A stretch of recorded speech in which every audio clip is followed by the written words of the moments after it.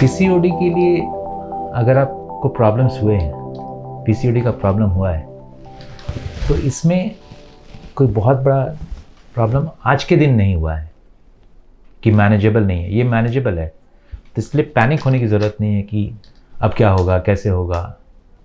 क्योंकि अपने previous video अगर आपने देखा, उसमें मैंने जो हेल्थ रिस्क बताए हैं वो सब लॉन्ग टर्म है।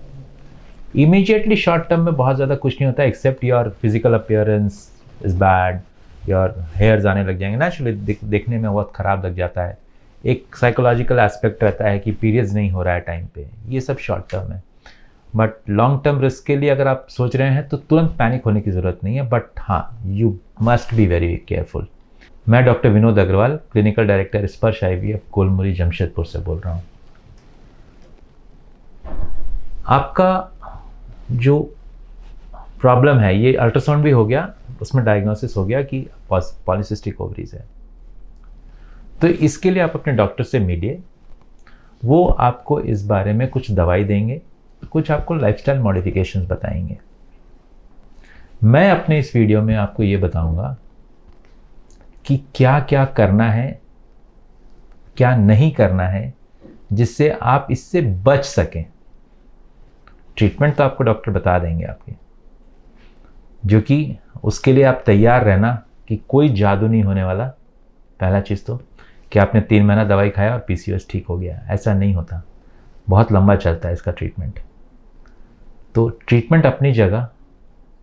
और एक चीज़ क्लियर करूं कि ट्रीटमेंट में जो अलग अलग एस्पेक्ट होते हैं ना, ये दवाई ले लो, ये मत खाना, वो मत खाना, तो इस बीमारी में लाइफस्टाइल मॉडिफिकेशन का रोल ऑलमोस्ट 70% है आपको ठीक करने में। 25 to 30% आपका रोल आ जाता है दवाई का।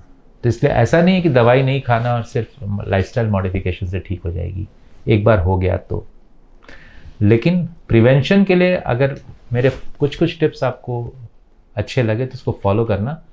मैं बता रहा हूँ, आप इस सिचुएशन में लैंड अप नहीं होगे। पहला चीज़, फूड।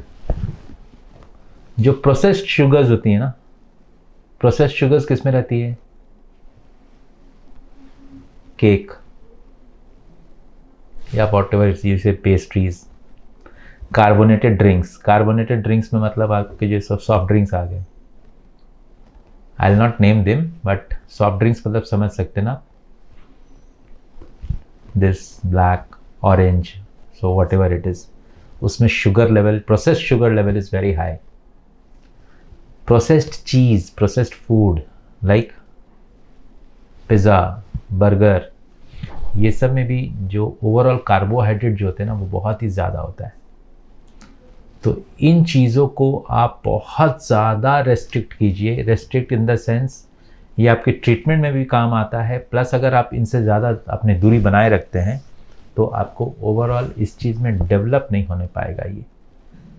क्योंकि शुगर, शुगर आपको अगर एक्सेस शुगर जा रहा है तो वो क्या होगा, बॉडी अगर उसको नहीं यूटिलाइज कर पा रही है, उसको फैट में कन्वर्ट कर लेगी और स्टोर कर लेगी। फैट में स्टोर हो जाएगा तो मोटापा बढ़ेगा, फिर वो मोटापा के अपने आप कॉन्सिक्वेंसेस जो मैंने आपको बताया अपने पहले वीडियोस में।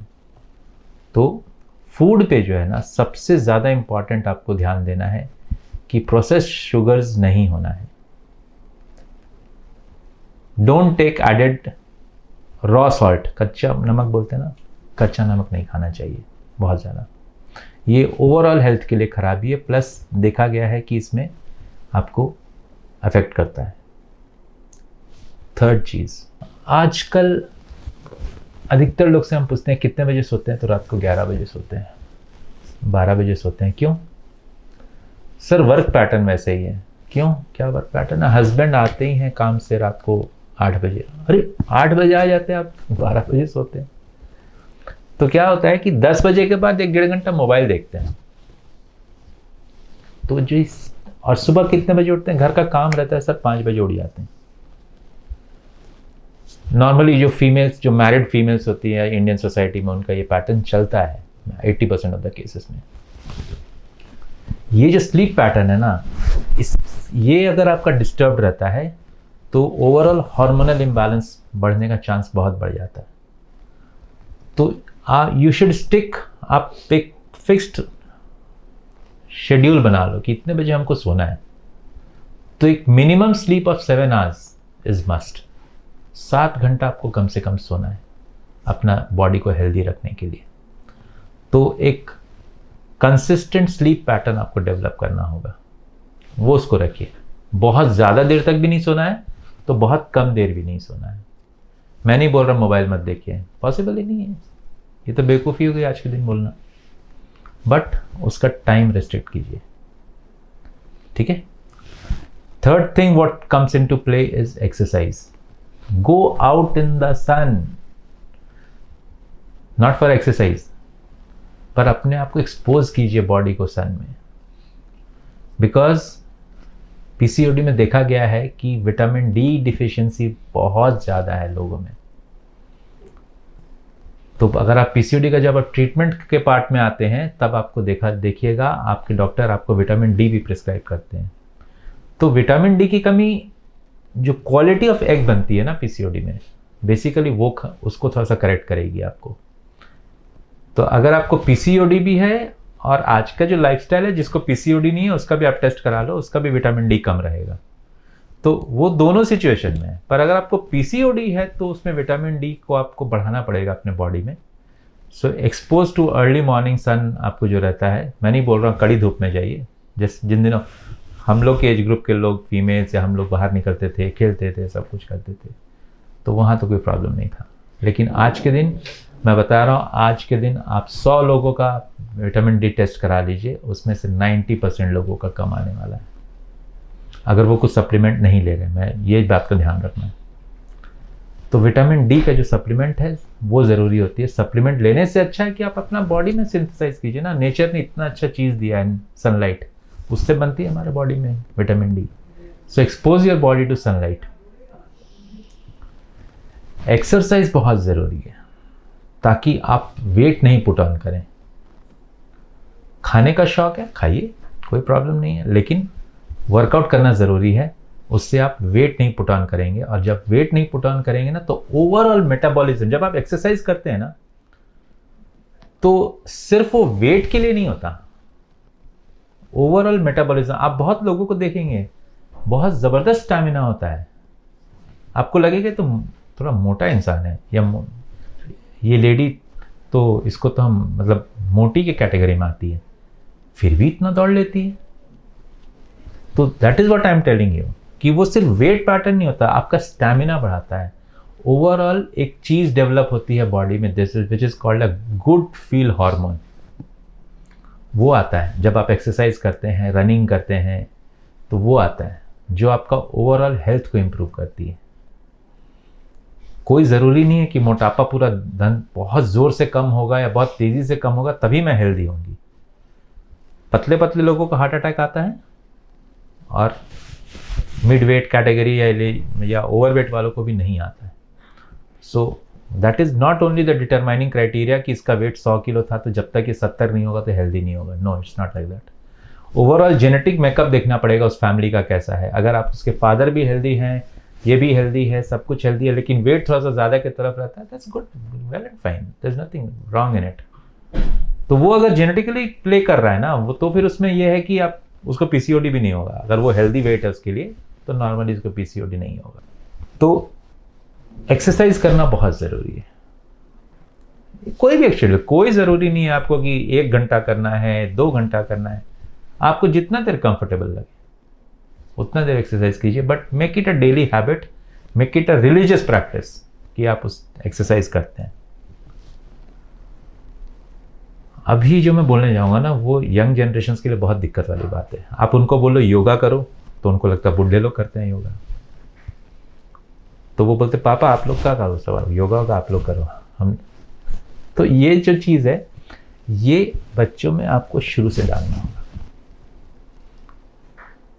अब वो लेवल आप भी कीजिए थोड़ा थोड़ा। आप देखिए छोटे, अगर बचपन से आपको देखेगी ना बच्ची या आपका बेटा, जो भी है, ये तो दोनों के लिए अच्छी बात है, तो बचपन से उस चीज़ को कन्विंस कीजिए। और योगा के लिए कोई लाइफ का कोई टाइम नहीं है कि इस एज के बाद योगा करते हैं लोग और इस एज के पहले जिम करते हैं। Yoga has proved beyond doubts उसके जो बेनिफिट्स हैं, पहले लोगों को लगता था ये अल्टरनेट फॉर्म ऑफ मेडिसिन है या थेरेपी है, कितना फ़ायदा होगा। Now there are so many studies, इतने सारे स्टडीज़ पब्लिश हुए हैं इस बारे में जो इस चीज़ को बहुत ही सपोर्ट करते हैं कि योगा आपको काफ़ी हेल्प करता है। पीसीओडी में कुछ कुछ स्पेसिफिक आसन है, मैं आपको बताता हूँ। सूर्य नमस्कार, ब्रिज पोज, भुजंग आसन, अनुलोम विलोम, स्नेक पोज एंड बटरफ्लाई। ये 5-6 आसन हैं जो आपको बहुत फ़ायदा करते हैं पीसीओडी पेशेंट्स के लिए। तो योगासन को और ब्रीदिंग एक्सरसाइज जो प्राणायाम होता है, आप उसको अपने लाइफस्टाइल में इनकॉर्पोरेट कीजिए। अगर आप दौड़ते हैं, ठीक है, दौड़िए ना, कोई प्रॉब्लम नहीं है। अगर आप जिम जाते हैं, जिम भी जाइए। तो जो भी आपका वर्कआउट का टाइम है, like if it is 2 hours, मैं एक एग्जाम्पल लेता हूँ, if it is 1 hour, give 20 minutes to yoga. Take 40 minutes से whatever you love to do it. मैं बता रहा हूँ, आपका जो दौड़ने का भी स्टैमिना बढ़ जाएगा, आपका ओवरऑल वर्कआउट का स्टैमिना बढ़ जाएगा। So make yoga as a part of your life. So that is important. Treatment तो मैं आपको बताया, 30% it is treatment, 70% it is your lifestyle changes that can cure your, और you can prevent from happening PCOD. अभी तक जो मैं बोला आपको, मोटापा मोटापा मोटापा मोटापा, लेकिन एक चीज़ मैं बता देता हूँ, ऐसा नहीं है कि पतली दुबली लड़कियां बच जाती हैं पीसीओडी से। वहाँ पे पीसीओडी का कारण दूसरा आ जाता है। वहाँ पे एक एंजाइमेटिक प्रॉब्लम होता है बॉडी में, कुछ जेनेटिक मैटर्स प्ले करते हैं, और पतली दुबली लड़कियों में पीसीओडी ट्रीट करना बहुत मुश्किल होता है एज़ कम्पेयर टू मोटी लड़कियों में, या जो जिनका वज़न बहुत ज़्यादा है उनको पीसीओडी है। क्योंकि वहाँ दिख रहा है ना, सीधा सीधा कारण दिख रहा है। यू रिमूव दैट कॉज, आप उस कारण को हटाइए, अधिकतर ठीक हो जाती हैं। तो पतली दुबली लड़कियों में अगर पीसीओडी होता है तो उसको ट्रीट करना, हम बोलते हैं उसको हरक्यूलियन टास्क है। हरक्यूलिस का नाम सुना होगा आपने। हरक्यूलिस वो इंसान था जो ऐसा पूरा धरती को अपने कंधे पर उठा सकता था। तो वो टास्क इतना ज़्यादा बड़ा हो जाता है कि वो हरक्यूलियन टास्क है।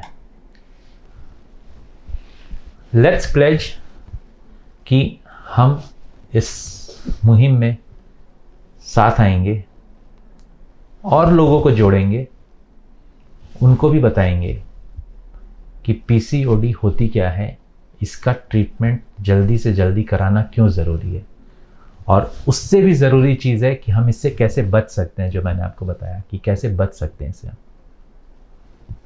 So this was my series on PCOD. Please spread the awareness.